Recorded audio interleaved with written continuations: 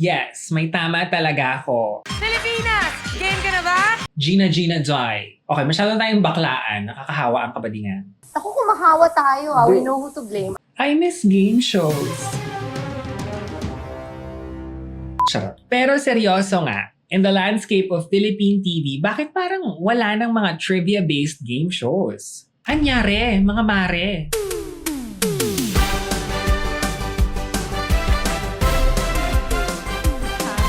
Popcorn.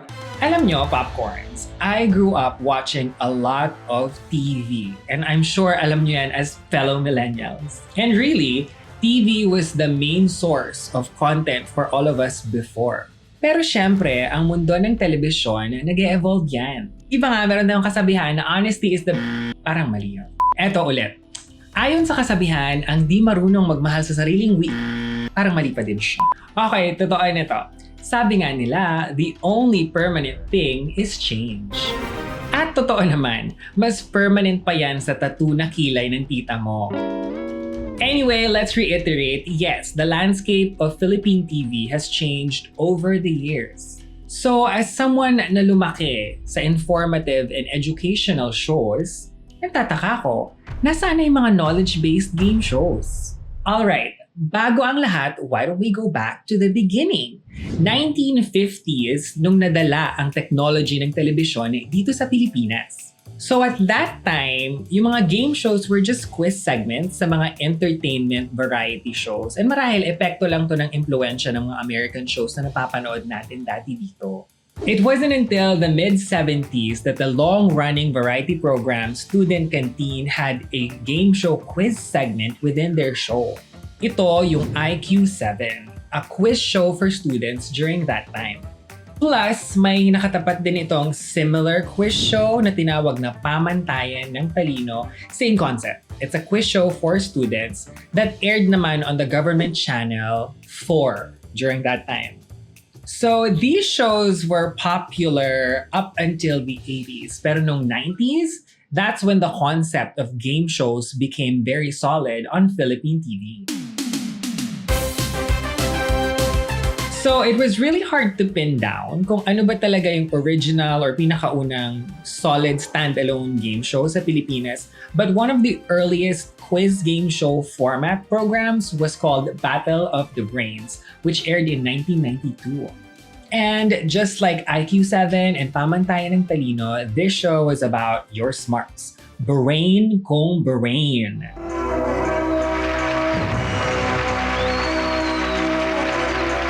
So I guess dito rin tayo makakakita ng pagbabago when it comes to game shows on TV. Dati kasi, quiz shows were just segments in like variety programs. But nung 90s, stand-alone shows na sila. And I guess it worked. It was kind of celebrated and it makes so much sense. Because looking back nung bata pa ako, I know how just everyone valued being intelligent. Di ba dati, usong-uso yung mga commercial ng mga gifted child, di ba yung mga pro-meal kid? Kasi I think during that time, Filipinos were obsessed with being smart. Kailangan matalino ka. So yeah, and proof of that is the success of these game shows because nagka-game shows pa rin well into the 2000s. This can be proven by the fact na nag-boom talaga ang trivia-based game shows in the 90s and 2000s. Noong 1999, nagkaroon pa ng Digital LG Quiz. Hi everyone, this is the Digital LG Quiz and we're down to our third quiz. So, kung hindi niyo naalala yung game show na yon, it was a trivia quiz show na patalinuhan yung different high school students from different schools. Pangarap kong sumali doon when I was really, really young. But, nung tumungtong na ako ng high school age, wala na siya. Wala nang Digital LG Quiz. So, hindi na natuloy ang pangarap ko. But that's okay! And then, nagkaroon din ng local versions of global game shows like Who Wants to Be a Millionaire? Dahil tama ka! The Weakest Link. You are the weakest link. Goodbye. And Kakasa Ka Ba sa grade 5. And fools. But, by far, my all-time favorite Filipino game show is Game Ka Na Ba?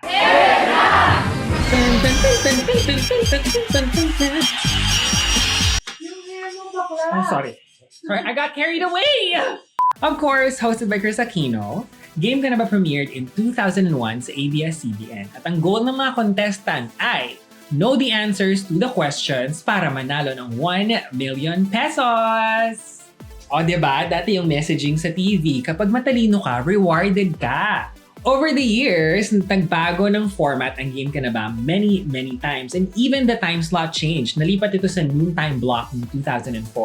But regardless, it was so successful that it ran for 8 years. It ended in 2009, and at that point, si Edu Manzano na yung host.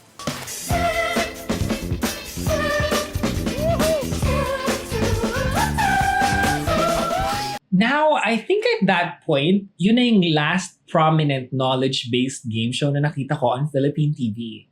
So, anyari? Parang foreshadowing na nga rin yun, no? Kasi Game Ka Na Ba just ended, and I don't remember any other similar game shows that followed after that. Although, game shows were still a thing. And I'm sure alam niyo tong mga to, yung mga local versions natin ng Wheel of Fortune, Deal or No Deal, nagkaroon to tayo ng Singing Bee, and many more. Many more, yung kumanta ng I wanna be with you. Pero parang nawala na yung mga game shows that, wanted you to be smart or encouraged you to learn, to ask questions. Parang nawala silang lahat. Now, personally, I'm someone who did relatively well in school, and feeling ko may contribution doon yung panonood ko nung bata pa ako sa eskwela, sa Math-Pinig, at kung ano-ano pa. And by the way, we will do a video on children's educational programming, so abangan nyo na lang yan. So don't forget to like and subscribe. And definitely, as I got older, pag nakakapanood tayo ng mga taong nananalo ng premyo for being matalino or sineselebrate for having knowledge, nai-encourage tayo na magkaroon ng love for learning. Kaya ngayon, na wala na akong nakikitang ganon, ibig bang sabihin nun, wala na tayong interest sa mga ganong klaseng shows? Does that mean wala na tayong interest maging matalino? Okay, baka OA lang ako. But we can't deny the fact na yung kawalan ng mga ganitong shows is maybe just the media's response sa kawalan rin ng interest ng audience. Well, that's just how mass media works, for better or for worse, I guess. But it's not like walang nagtatry. I mean, in 2020, they tried to revive Game Ka Na Ba with host Robbie Domingo. Pilipinas, game ka na ba? Also, may very interesting knowledge-based game show sa TV5 before na 1,000 Heartbeats, Tintig Pinoy. Now, sayang kasi hindi nagtagal, but those are the kinds of shows that I miss seeing on TV. Pero baka naman kasi wala na sa TV ang market ng game shows. This is gonna be triggering, pero baka naman nasa apps na ang mga game show na yan. Guys, it is a 100K Friday on Paydro Live. Make some noise! Sige na, let's address the elephant in the room.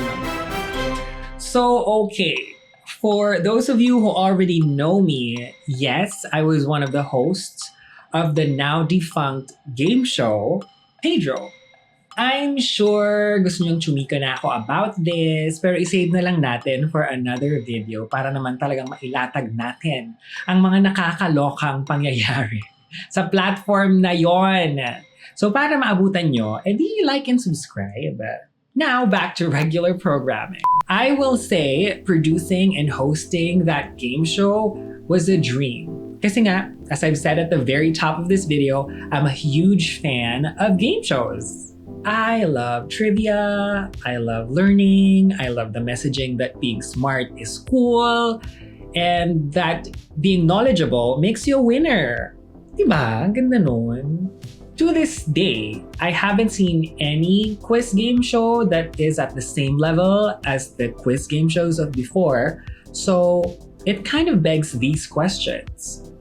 Ibig bang sabihin ayaw na ng Filipino audience manood ng quiz-based game shows? Does this mean that in 2024, it is no longer entertaining to see people being competitive using their brain? Hindi na nga ba gusto ng sambayan ng Pilipino ang tumalino? Siyempre, I'm sure gustong-gusto. I totally think that we as a society still believe in the value of learning, in the value of education. Pero baka kailangan lang tayong masundot ulit ng mga learning-based programming, especially the younger generation. And hindi talaga natin pwedeng i-deny na kasama ang media consumption sa pagdevelop ng mga kabataan natin, especially in this day and age where content is literally everywhere. So, for me as a former game show host and a one-time former educator, minsan napapaisip din ako, has the absence of these shows contributed to the poor performance of Filipino students in international studies? Siyam sa bawat 10 mag-aaral sa Pilipinas na umabot ng edad 10 ang hindi marunong magbasa at umunawa. Learning poverty. Ito ay kapag ang isang 10 taong gulang na bata ay hindi nakakabasa ayon sa kanyang karampatang edad. Pero hindi ko rin naman sinasabi na pag binalik niyo yung Game Ka Na Ba and shows like that, tatalino na tayong lahat ulit. Because let's be real, education and learning are still pain points for our country and it has been going on for decades. At hanggang ngayon, hindi pa rin natin yan haharap ng maayos. Kalaban pa rin natin ang kahirapan, korupsyon, tapos napalala pa ang lahat ng yan nung na-lockdown tayo because of the pandemic. So imagine niyo po, no, meron tayong ina-address na backlogs pa from the past, no? Yung mga paaralan na wala pang kuryente o even CR hanggang ngayon. Pero we are trying to cope dun sa present problems natin brought by the pandemic. So may past, may present, pero we also have to take note of the demands of the future. So obviously, this whole crisis in education is a combination of many things. Pero ito rin ang masasabi ko. Bilang isang batang lumaki na pagbukas ko ng TV, may nagtuturo sa akin about math or may mga kumakanta about plants or planets o kaya may mga makikita akong tinuturing na magiting kasi matalino sila. Na-inspire ako nun eh. Na-inspire ako mag-aral, natuto ako magtanong, nahubog yung mind ko para mangarap, magka-goals. And I'm sure I'm not alone. So many from my generation definitely benefited from that. So, ang wish ko ay marami pa rin sanang kabataan ang nai-inspire at nagkakaroon ng love for learning because of what they're watching in this day and age.